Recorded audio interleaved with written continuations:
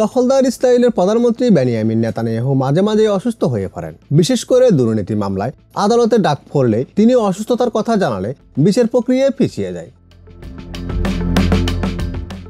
Times of Israel জানিয়েছেন, সম্প্রতি ওয়াশিংটনে ট্রাম্পের সঙ্গে দেখা করে ফেরার পর তেল আবিবের আদালতে ডাক পড়েছে নেতানিয়াহুর। দুর্নীতির অভিযোগে ফৌজদারি বিচার পুনরায় শুরু হয়েছে। তবে শুনানিতে উপস্থিত হয়ে নেতানিয়াহু জানিয়েছেন, তিনি চিকিৎসা নিয়ে চ্যালেঞ্জের মুখোমুখি হচ্ছেন। তার উচ্চমাত্রায় অ্যান্টিবায়োটিক নিতে হচ্ছে।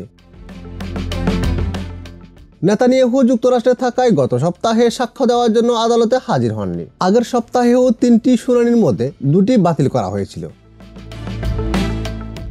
প্রেসিডেন্ট ডোনাল্ড ট্রাম্পের সঙ্গে সাক্ষাতের জন্য যুক্তরাষ্ট্র সফরকে ঐতিহাসিক হিসেবে বর্ণনা করলেও তিনি আদালতে বলেন, সফরটি চিকিৎসাগতভাবে চ্যালেঞ্জিং ছিল।